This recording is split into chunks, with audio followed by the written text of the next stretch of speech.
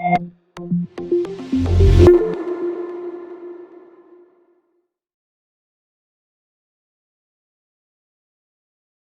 I think we are good.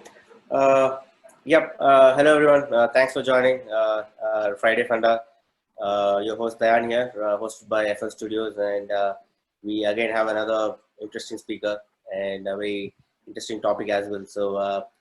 So we have Dhurgai, who heads design at FHD Group. It's FHD is more into architecture and development. We also had another speaker, I think maybe a couple of sessions back, Meena. So Meena spoke more towards how they work in terms of the business, marketing, and sales in terms of how the CX thinking happens, right? So Durga is going to get more into hands-on into the design part, and how they're trying to inculcate the concept of UX. Generally, I see UX is one of the small kind of a breadcrumb which actually came out of the bigger space of design and architecture. So, but now I'm very happy that even UX is also influencing the bigger elephants of design, like architecture, right? So we would be super excited to know that how FHD is in particular trying to incorporate some of those concepts, and you might be like going to some of the samples, right? So a little bit of a quick background. So myself and Dhurgai, Meena, we all went to the same school way back in '96. So we did our architecture from School of Architecture and Planning and Industry. So Dhurgai is a very typical architect. I mean, in terms of so people don't have the guts to enter his room. So it's so messy, so shabby, because it'll be like lots of models will be there. He loves to play with different materials. Like always, he'll have this broomsticks, right? So with broomsticks, he makes a lot of this 3D models and stuff. That's how he starts his concept itself. Where all of us are working in the 2D butter sheets, which we have this typical, but he always goes ahead of the curve and starts working with some of these tools, right? So it'll be always filled with this plaster of Paris, POPs, thermocols, right? So it's a very typical Dhurgai, right? A characteristic of Dhurgai. And another thing is he gets sometimes involved way too much that he even forgets that some of the commitments, maybe like typical things like eating, bathing, and all this stuff, right? So even for today's call, so I had to remind him thrice to make sure that we have a call today, right? So don't get get buried into your typical work day. So thanks Dhurgai for taking time and joining us. So Dhurgai, after completing his bachelor's, he worked in India for some time, and then he did his master's from Germany. Then he worked in Germany for quite some time, and then he moved back to India, and he was playing a little bit of a faculty role in our industry. And then I think he's with FST for quite some time now, and that's where he's like trying to head the entire design studio there. So without taking too much of his time, so I'll let Dhurgai walk us through his experience and how they are trying to incorporate the concept of UX in a very complex design process like architecture, right? So over to you, Dhurgai. Yeah, thank you for your very friendly intro. As we know personally each other, that's Right. a very interesting thing to notice back where I started and how I'm doing things here. Thank you for that. For others, hi everybody. I'm Dhurgai from FHD. As he said, I did some things in abroad in Germany, studied in Germany, came back. But I'm really currently I'm working with mostly with individual clients, like villas and residential buildings. So my I have directly connected to these users. So my interest is more and more getting into that direction. That's why I try to use UX in this. So I'll start my presentation. I will share my screen now.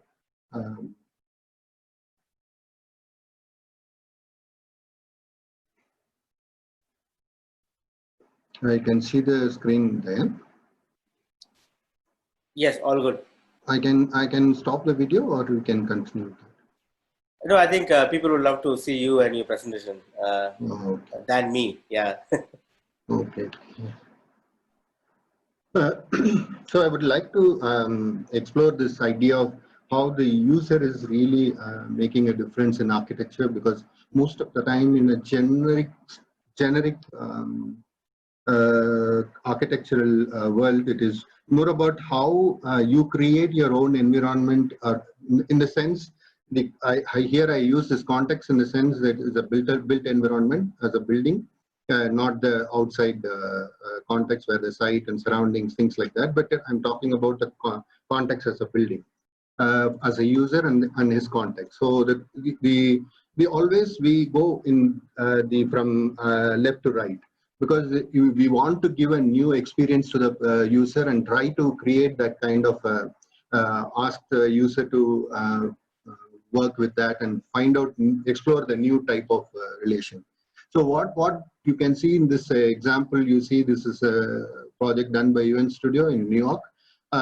You can see that this kind of a whitish space with connected to the exterior, and also it has kind of a extremely extreme openness to the outside, because it's a weekend house and it is in the hillock and things like that. But what you can see in this is this kind of completely a new experience that the architect wants to give, and then so that he himself taking photographs, or anybody who will take the photograph, even you blur the people so that the pureness of the form is actually. So any photograph, if you see that, you will see this blurred people going in to understand the scale, but at the same time keep it that pureness that the client will get out of that. So traditionally we are the other way around, because the user defines their context. If you see, look at this example on the left hand side, you see there is a lady, this is a tribal house where in Kutch, the lady, if you have to look at her, the way she dressed, and then the background is being done, it is all one-on-one connected, because you see that the objects which she kept to access it, she made it correct height. Her photographs are in the eye level, and you see that the guards are kept in her eye level, and the fan is a little lower, because when they sit down they will get that air. So it is actually related to her, how she operates in the house, how she related to herself, and even the aesthetics of that, the way her dress code is, I mean the dress articulation is same as the background, the built form also articulated in that way. And even if you notice the bottom, you will see that the relation, how she is dividing the background, and how she divide, I mean how her dress code is also. On your right hand side, you see this kind of how they drape themselves, and the building is one and the same, the way they treat it. So there is a kind of direct connection, because the user is really operating on the environment directly, creating his own context. So as an architect or a designer, we would really like to play with these two conditions, because one is more authoritative or give a kind of this thing, but at the same time we don't want to keep it more like what we call is a democratic, more like a interactive way, so that it is more participatory, not only in terms of production of the product, but also the way we operate it. That is how I feel the UX has that quality. So we really see the way we process the things, the way we interact with our own colleagues, and at the same time how we interact outside with the stakeholders that were participating in the product. So there is kind of a participatory democratic method, where you take it from the bottom to the top. At the same time, as a designer, you give your experience that the user should experience. So we start with a simple small house, which we worked with the user, because I directly connected to the user, because it's a person, it's a private residence of them.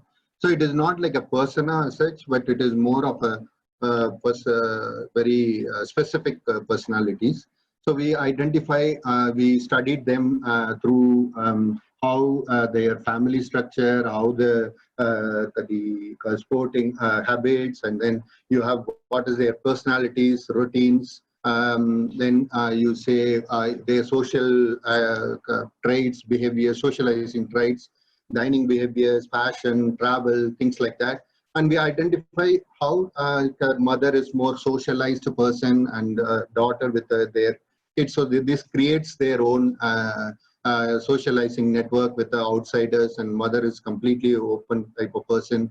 At the same time, the couple's male is more of a kind of finding his own space and live there. Whenever he wants to connect, we will connect with friends and things like that. So his relation with family is through the woman. So it is more like a different type of people coming together. So we want to really see how this house is not seen as a individual space for these people, but I see how they were interacting each other between them.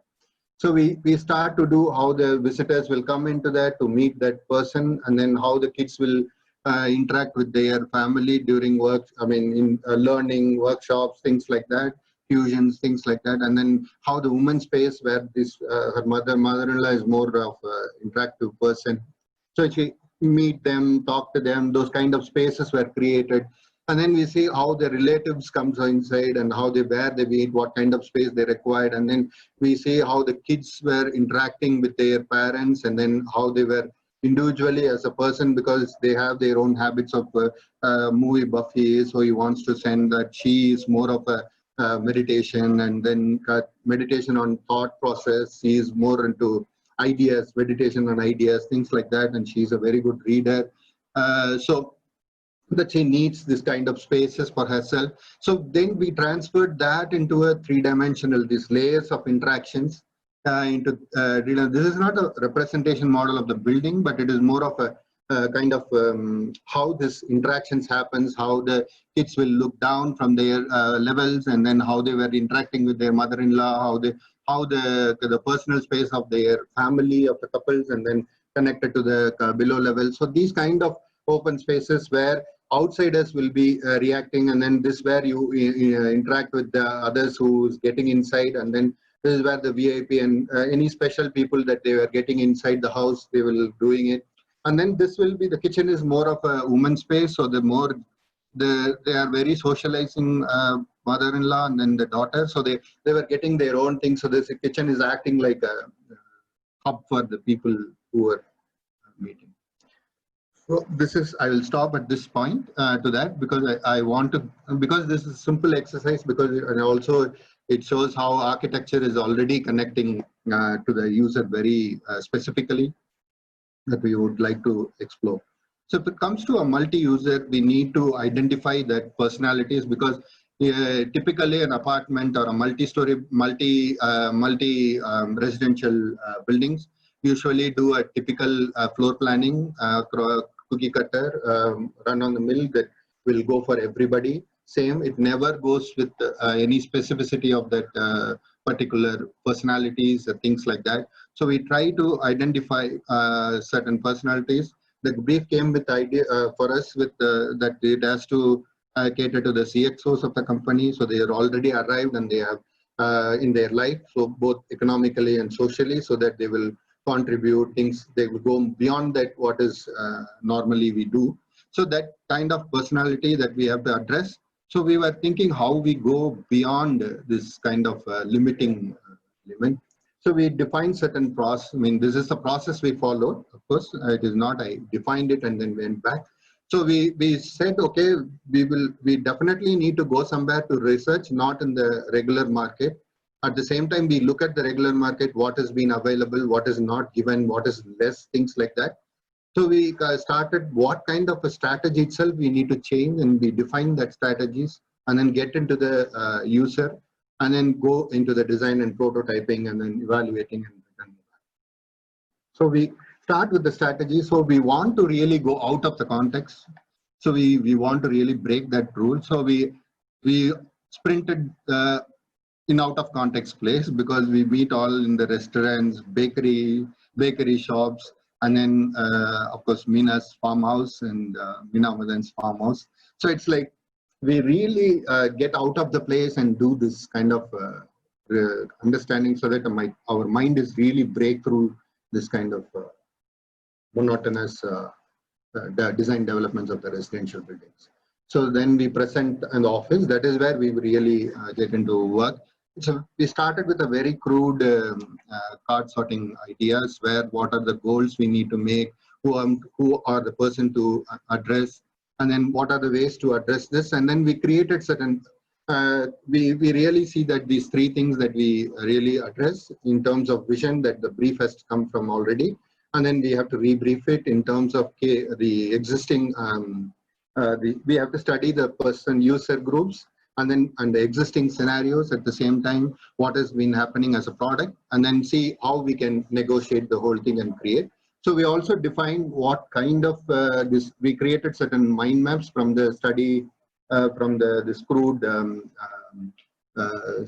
card starting, and then we start to do mind maps, how to operate this this research method in terms of finding this product and their variabilities that are available already, and then see what are the gaps that we get in these existing things and what has been not addressed, and then see how we can reflect on those things, and what we can identify as a new user, identify that persona, and then what are the things that key requirements are, both material and non-materialistic ideas. So we start with looking at the scenarios, and we even what we call, we identify till the examples, what are the ways how it has to happen, and then we go through the gaps and identify what are the gaps we have to identify, who are the people we need to address, where to find out, where to browse, or you have to find the examples or one-on-one talk or something. And then we go to all the stakeholders. In the stakeholders, we usually generally take this upper right hand half, where the end users are. They will generate information about them, and then they really address in terms of scale, in terms of economy, in terms of facilities that they have, things like that. So, but they forgot the other stakeholders, who is actually developer, as an investor, things like that. At the same time, the environment is also playing a game in this, because it has its own impact on the environment, where flora and fauna is also an user on that space, because it is also getting their food and then things from our environment. So these things, and then we see how this is operated. Those people also actually the stakeholders of the thing, which we normally say they are services, so we subservient to this whole thing, so they never care about that part. So how that is smoothly going across. So, and then if you look at the user group, we set the parameters, what should we study, social, work, and then their pursuits, health issues, and then aspirations that they have. So these kind of things, and then that's how we started. We defined this kind of beginning, and then we start with the product which is available. So you identify on the bottom, you see certain things that are available from this studies, and then we study what has been missing in terms of, let's say, you have some green space relation, how much it is far away in a horizontal development, vertical development, how it is difficult to come down. And then we see how the different percentage of outdoor, indoor relationships, things like that. And then how much you, even though you say I have a great outdoor space, green space in a villa, but you only open up windows of the living room and things like that. So your connection to the window outside is very restricted to 1:3.5%. So this kind of 1:7% in the apartments, things like that, we are really exploring this idea. And then next, so you understand this existing scenario, what is missing and things.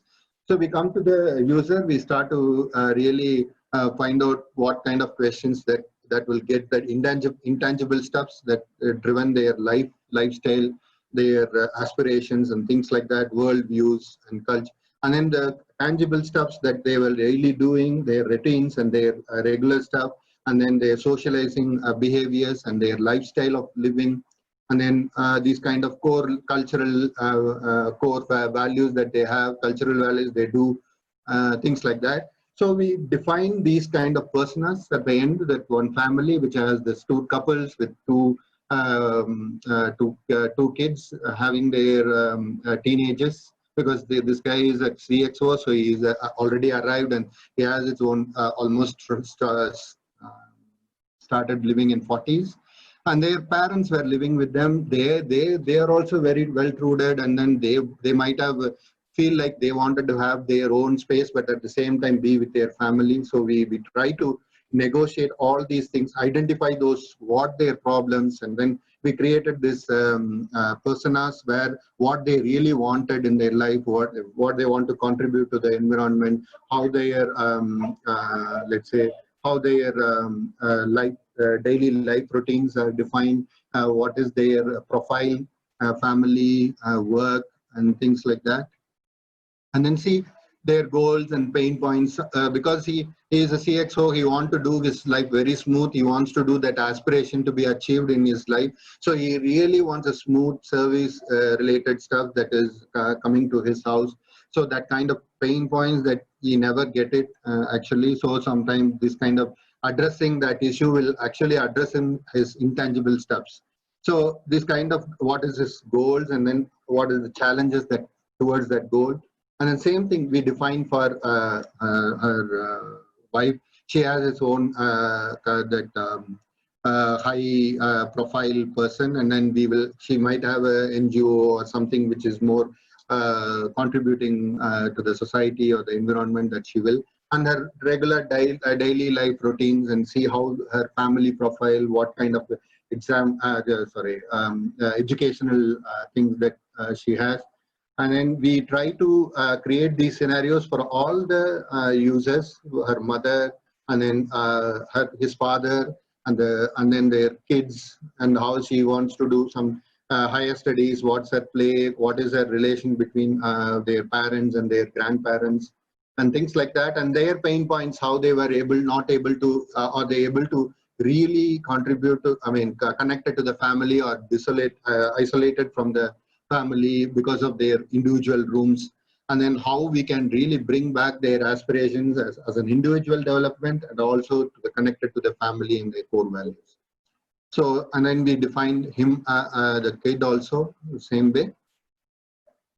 I'm not going into the detail of these things because I want to show something more. So I would like to really big picture I'm capturing, and see what are their key priorities, pain points, and their goals, maybe the possible goals about them. So we created this personas, and see also how their lifestyle in a typical day or a weekend and this thing. So it is all 12, from morning to evening, night. So the first user group, and how these spaces, what is colored on the top is the spaces that we are using, and what they're really doing in that spaces. So we know how this pattern is emerging from that, and these patterns can be studied post prototype, and then re-evaluate whether they're using effectively, or their mobility is smooth, their accessibility is easy, things like that. So we were really able to study from till 12 to 6, and then 12, and then you go some 7 to night 12 o'clock. Yeah, of course, at some point they will sleep in the bedroom, so you can see more blue in the end. And also we study this quadrant analysis, where the spatial relation that they have, they wanted, because they were certain people, the individual users, because of their aspirations and the intentions and the profile they have, they will have their spatial requirements. Maybe the CXO may need some party space where he would bring someone to talk the business at home, or they want to really interact with other friends that at the same cadre level, or things like that. And also the elder people may need a different kind of space. Whenever they want to go to their own cocoon, they can really isolate themselves for their own space. At the same time, when they want to really interact, that kind of spaces requirements. So we study carefully all these spaces and what kind of an experiential requirements they have, that we turned into a design opportunities for us. And then we see what kind of services that required for that. For example, that old people need some take care, people will be there to look after them, things like that. So you see that how the spouse would like to use the great room, how they will need it, what kind of an experience she wants to have, or he wants to have, what kind of outdoor space he wants to have, what is the design opportunity we have in this, how we can connect things, what kind of relationship that indoor and outdoor should have, things like that. So it goes for all the users, including the housekeeper, drivers, cooks, routines, cardiac, whatever the outside people that were involved in the things. So taking this information, we already informed well about the designer, so the user persona. Now we get into the design and start to do the prototyping. That means we don't call it prototype, but since I try to use that word because we UX, we identify these things with that. So this we developed this plan for the particular unit for the personas that we are addressing, and we use this criteria as what we got it from the learning from the existing scenarios and the different personas. We try to evaluate these prototypes. I don't go into the details of how that has been arranged. That architectural explanation I don't need to give here, so I would clearly skip that whole design aspects and design thinking in that. I will directly go into the evaluation of the prototype that is having. So what is, even though we sit inside, we always see the very less people see outside connecting to the TV.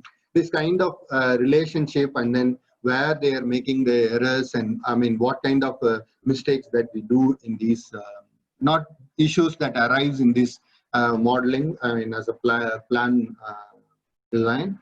At the same time, we see what kind of relationship it has with green, how that has been non-utilized or utilized, or is the people really using it, and how the assistants will get into his home office. There is a problem or something. These kind of issues, I don't want to get into this, but we identify these kind of issues, and then we also study how these movements where it is very accessible mobility is happening, very high traffic, low traffic, less traffic, not usable spaces. And then we see sometimes it is only one person in that whole this thing who uses that space, and it is not actually having any impact on them. The relationship between accessibility from one space to another, how far it is it really helpful? So far they have to walk or something. And even their timings, which we really mark it again, how many times they are using that space in a day, which we got it from the studies that we are using. And then they place it in that, and we identify how this single user is only, the space is really underutilized. So then the certain rooms are really far away, unused by the family, not usable because it's really to the entrance. And when you enter, you will see that. And then how these common areas doesn't have good connection to the inside. And then this kind of very restricted viewpoints, things like that. And then how we have this relation of pet that is have to be carried to the green space through the house and things like that. So the serviceability of that space, things like that, we will identifying this. And then we also try to understand this kind of heuristic analysis where we find out what are their aspirations and then how much these prototypes can achieve. But we didn't really get into that, but we try to go as far, I mean, started that, but we try to explore this in further developments. I mean, further projects, we would like to go through that. So as a product, we already adjust, we address these issues, right? So this kind of open space has been more than that. The connection between the outside has been increased by almost 63% of the common areas. So it's more open, more connected, things like that. And also we created this kind of a storyboard with the final output, where each one will have their what they would really expect that from that space. So what they really, because of their profile personas, what they would really most important for them. So we try to create these mood boards for these people in each spaces. Maybe he would like to get into his own way of decoration, and then he has his own lobby, so he can treat his, because as a elder you will have your own sensibilities to certain things, aesthetics, so that you can treat it on your own lobby, so you don't need to really make to define the how the sun should live. So these kind of specificities that we would like to explore, and then how the couples would bring them, their friends or kids will connect it to the green, and then how he feels all the spaces are connected. Sorry, I think so how these spaces, he wants it, the opening, dining, and then outside connection where the bar is located. where he can talk about his personal discussion over that. And then in the morning, that breakfast and how they were really want to do a home gardening at the same time in imparting, make their own food kind of situation, which is more nowadays more important as an environmental contribution. And then we were creating these kind of mood boards to see how these people will really work in this space or believe, expect that from the space. We not only looked at the regular user that we consider as a human, but also see how this other habitats that were occupying the spaces, and then see how we can really make them be part of this. We can't bring them into the house, but we can really make into part of this amenity. So we define the program. We define this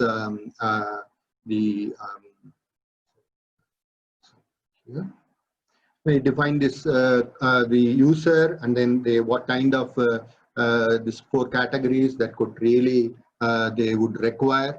At the same time, we studied these models which were where the sunlight is more, so that it will help to define where you could really do what kind of things in relationship to light and sound and openness, and then greeneries, things like that, where you can farm, where you can't farm, where you can do really this relationship. So you really distribute the different users and their the variations across the module, so that this will be part of their daily life.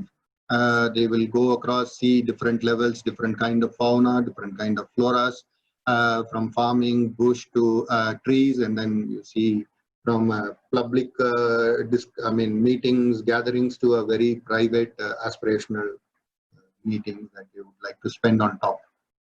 I don't want to get into these details of this, but again, we want to study that how these personas go across these usage, because each level they are directly connected to this things, and then so that they will be really in connection, where they will use more, where they will not use more, where they will use very rarely, and then see how they were using this 4 categories that would like to go through.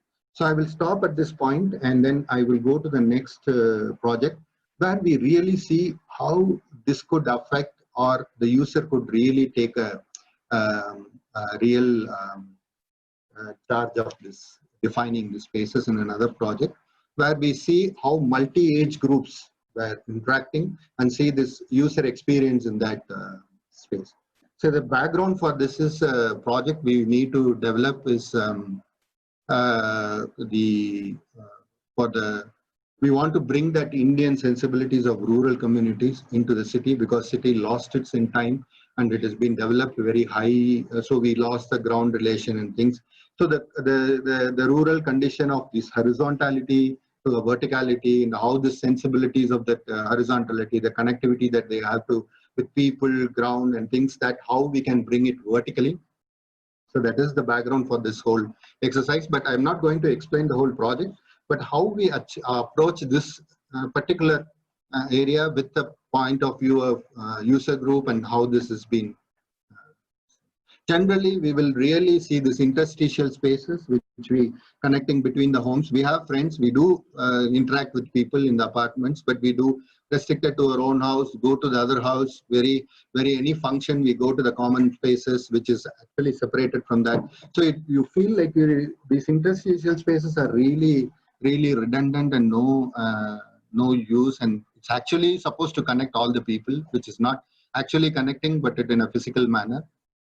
So we really design. So what we want to do exactly is the reverse this whole relationships in that interstitial spaces, where they will really live a community life in that.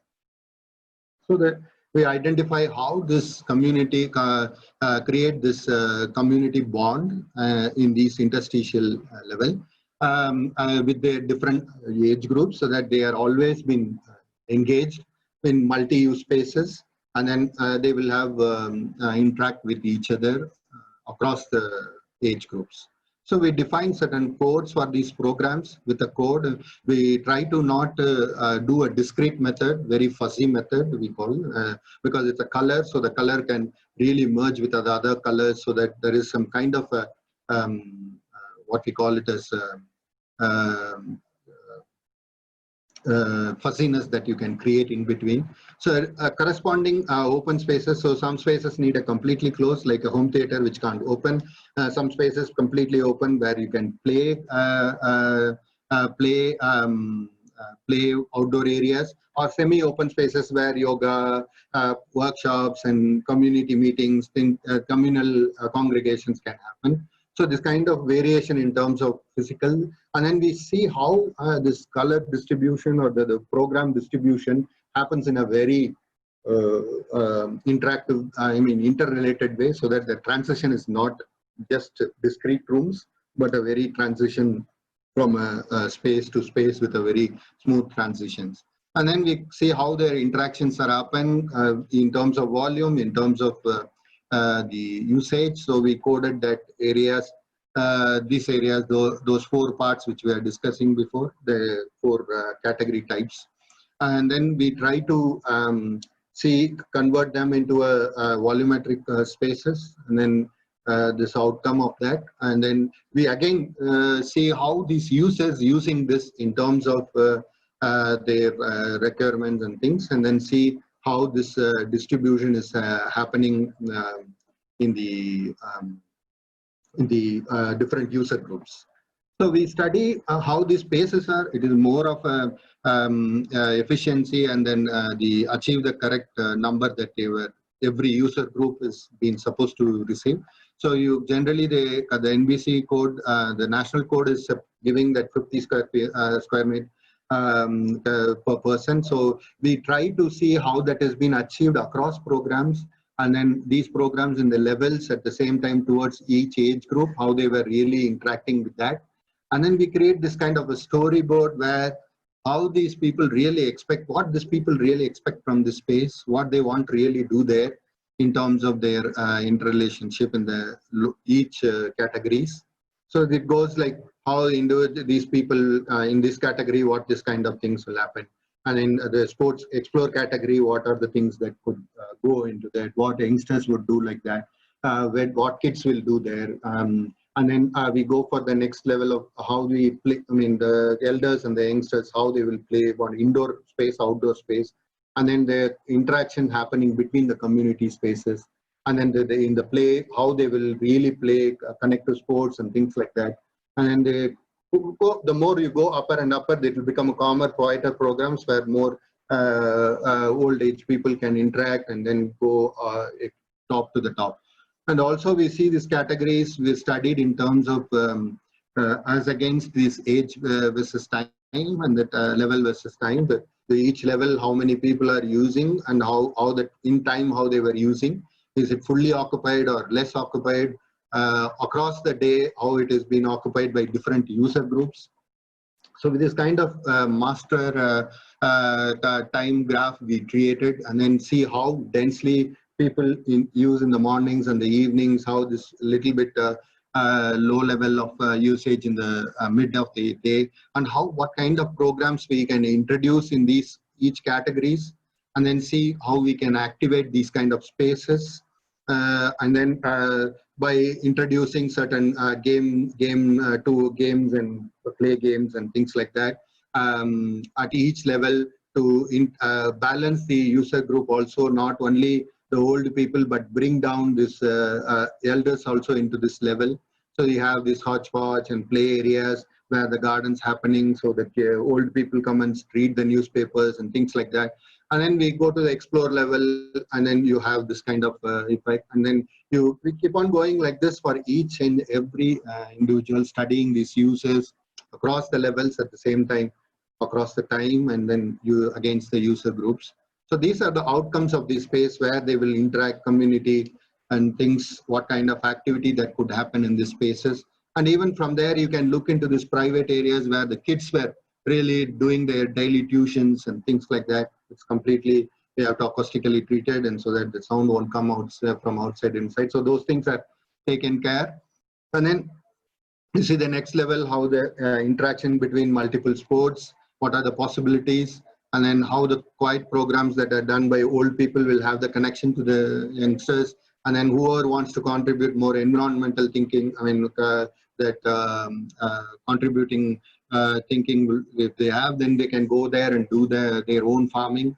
And also these cafes of organo cafes, where organic cafes are there, which contribute to that from the produced food and produced things from the rooftop garden. At the same time, you go take care of the sports, health, things like that. And then you see the quieter programs on that upper level, where you do your own cafe with farming, the typical rooftop urban farming.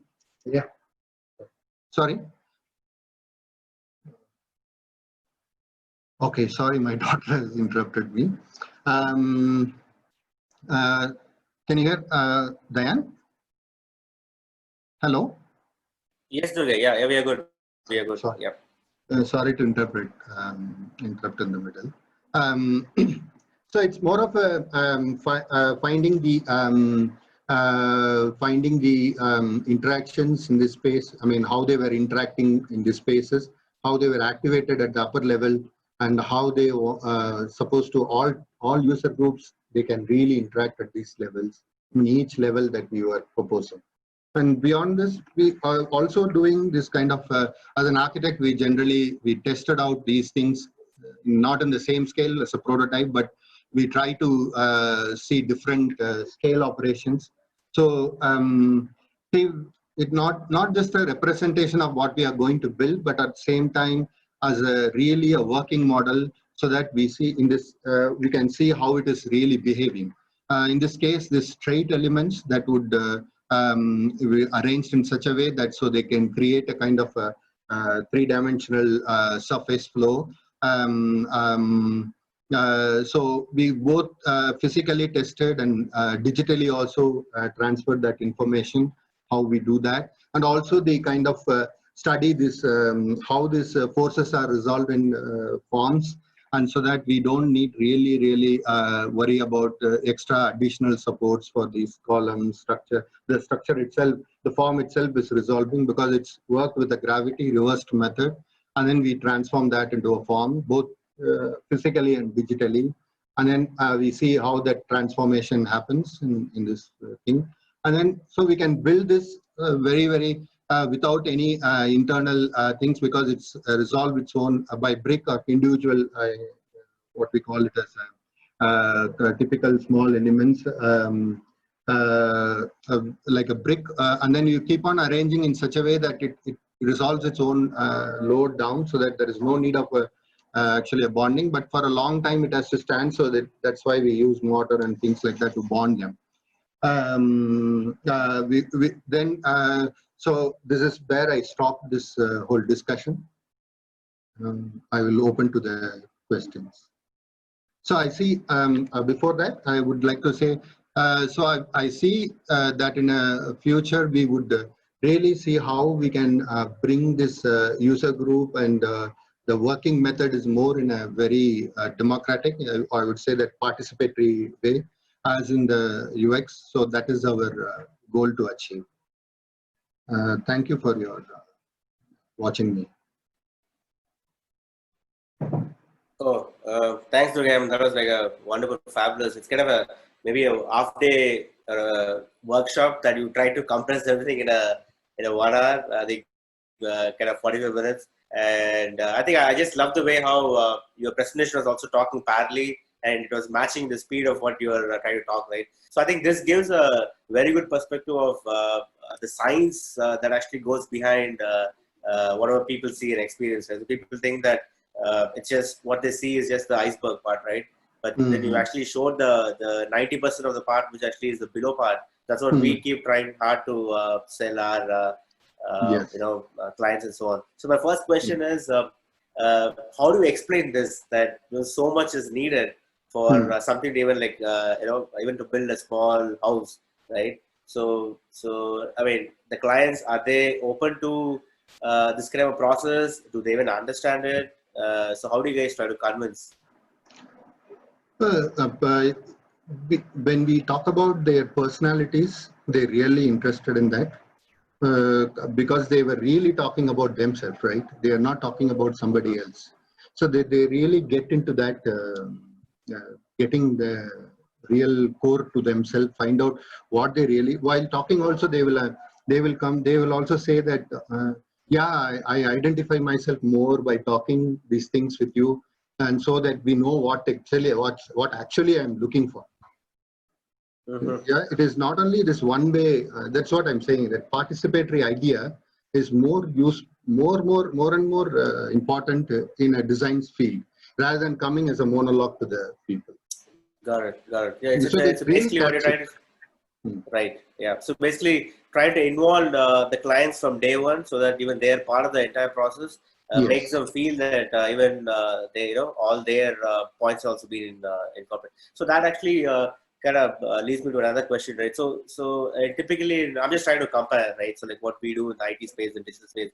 So who is a primary owner to define the problem, right? So for example, mostly it's in our case, let's say if in more of a service industry, the clients, right? So when they come with the product idea, so it's more of the product owners or the founders or the main people who actually try to kind of visualize the whole concept itself, right? Or even in a product-based companies, generally there's a role of a product owner, so who actually kind of defines the problem statement, and then the designer is involved, where they collaborate and come with the overall product experience.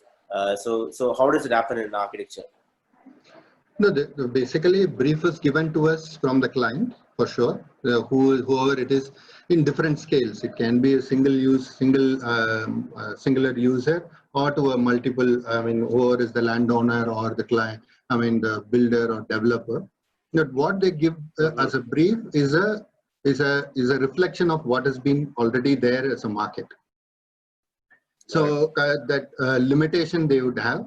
So what we do is we identify those their personal traits and things like that. That research part that we say, and then we go back to them with a we call it as rebriefing. So we do this rebriefing to them. We try to rebriefing. Some people will take it. Some people won't take it.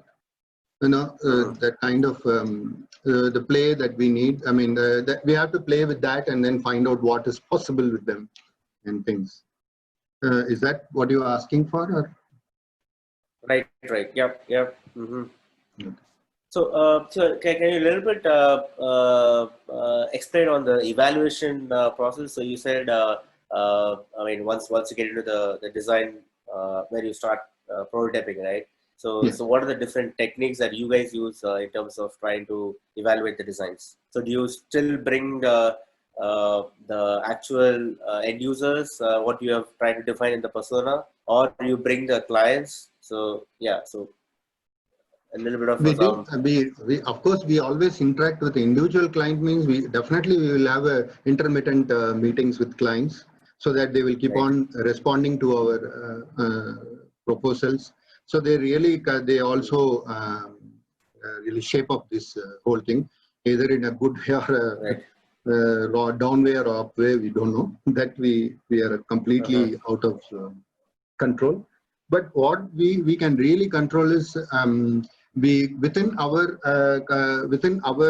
setup, where you can bring people who can really know about it, or really know these things, and who has good experience on that. Maybe we bring them and then talk with them. Like you bring that UX, we want to do that, so we really bring you into that discussion and see how you present, what you are showing, what is the things that you are looking at. So this kind of specialists, we really want to bring them, identify those things.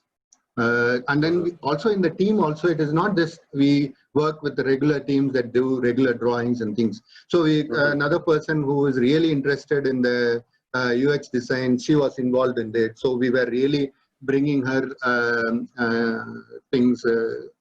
Mayuka, her name is Mayuka. She was involved in this, and of course Matan, me, and then each one have their own perspectives on the whole thing, right? It is not one cook. So there are a lot of cooks we really contributing in a participatory manner. That is Absolutely, yeah.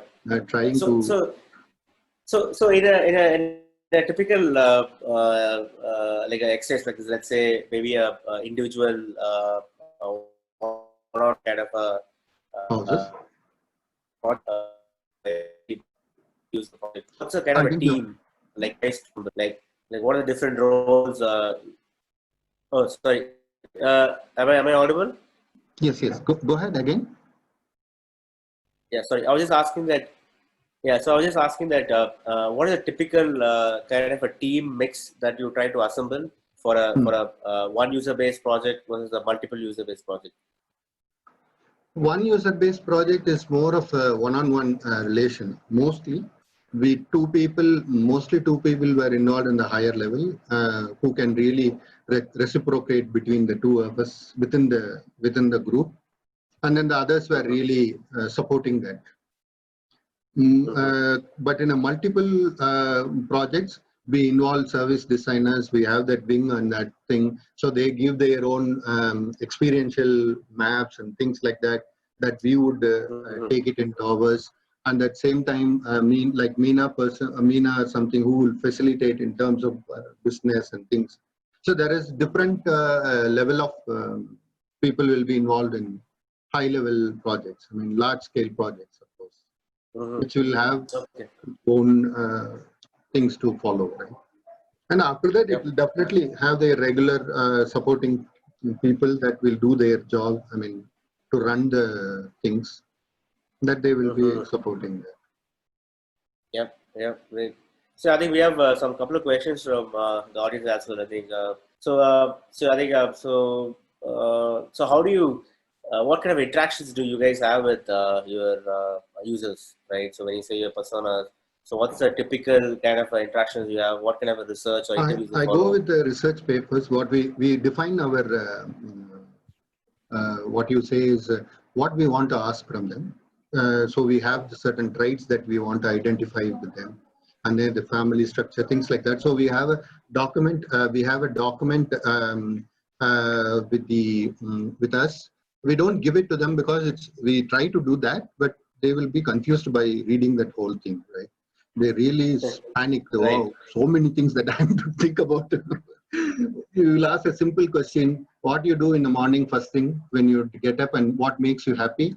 Then they will say, I would have a coffee, right? It is so directly pitching that point is easier than giving them, what is your personality? What is your trait of behaving in public spaces? It's very difficult to get that information.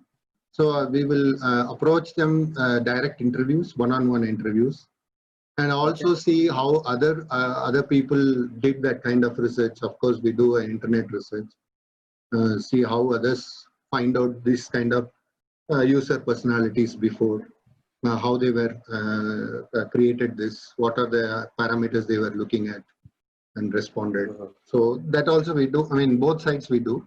Of course, most of the time we really meet them and have an interview. For this particular project of the CXOs, we meet that CXOs specifically, and then we interacted with them, and then that get the information from that interviews.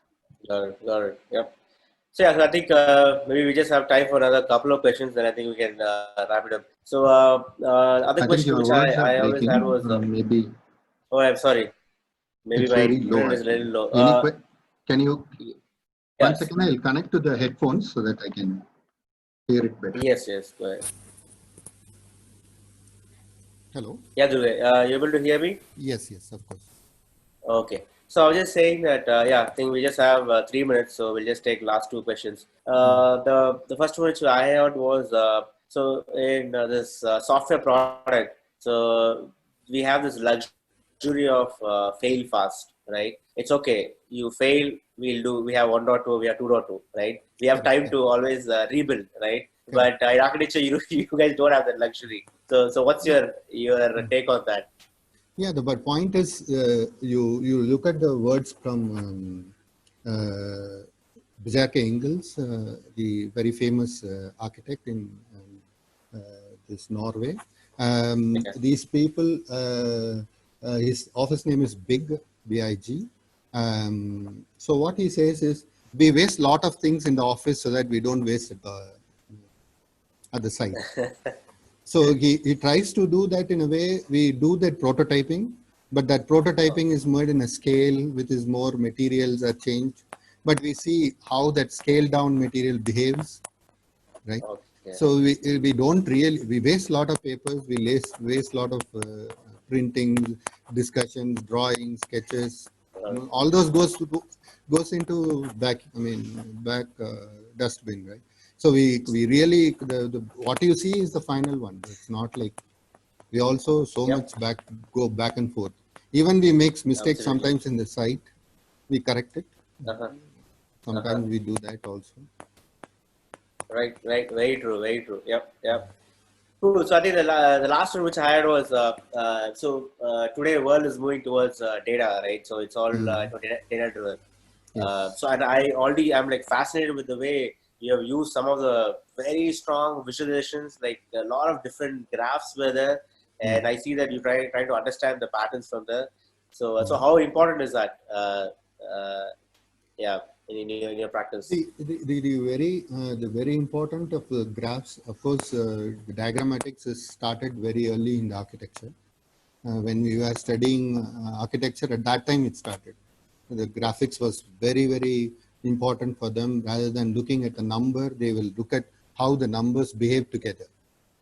So we really want to, because the pattern which we arrive out of the numbers, what you see in a regular chart, a pie chart, you will not see beyond what has been happening. So the way you graph it or the way you do it also makes you what you want to do in the end, or it will leads to that direction.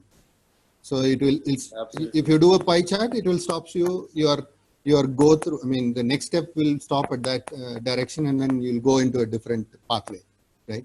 So there is this kind of uniqueness to every diagram that will give you a new step forward. Right. So there is go ahead. Sorry, go ahead. Sorry. Yeah, go ahead. I'm almost done. Okay, so you guys use any specific tools? Yeah, we use certain parametric tools to understand distribution, not only in terms of programming, which we used already, I mean, which is Rhino, Grasshopper thing. So because there are certain things which you can visualize in terms of heat maps, in terms of how the water is flowing on the surface, how the people move in the space, and even what you nowadays you do it in UX, your eye movement in that place. We can see, we can do the same thing. Eye tracking. Eye tracking. The same thing we can do it in architecture. How you are connected to the spaces. It's called ISO visits. They call it ISO visits, where you see how much you see out of that. Gaps that you get, or the space that you get, or how much you connected to certain things with your visually. So this kind of different tools now available that can really contribute, to produce certain graphics, I'm not saying that it has to be a different or something, but it will lead to a different path for us. So that is where our experience, expertise will come. Yep, totally. Cool. So one last question on closing. So one big strength I see all the architects have is the third dimension, right? I mean, the z-axis, like, because you design something for a space, it's an experience design. So any closing notes on that, like how different you guys are from the typical UX, right? So yes, we have other complexities, but still we are more into the study, right? But you guys break boundary and you get into the experience part. So any thoughts on that? No, the architecture is now, of course, like any product, you are already completely immersed with that, right? Before apps app idea is being developed, you are already immersed in the architecture. So it has its own history to hold it. Like apps giving that freedom, now it is very nascent in its birth. So you feel very freedom to do things in that, and that happens. You actually, what UX is something we learned from previous design, what do you call channels, and then you extract that information, right? Right. So that, Right. that is what it gives that uniqueness to that, right? So architecture has its own backlogs. I mean, pulling down what it has to be, what it should not be, things like that. So it has its own limits to hold back. And also the fraternity itself is like very closed. It's not like really loose. You know, you see, this is how we build, this is how it should be conceptualized, this is the philosophy you should have, things like that. But slowly, definitely, yeah, I would like to end up with a quote that given in uh, 2006, not now, by Benjamin Berkel. He was telling architecture is now in a Walkman phase while the world is in the iPhone phase. Yeah, so that we have to catch up, right?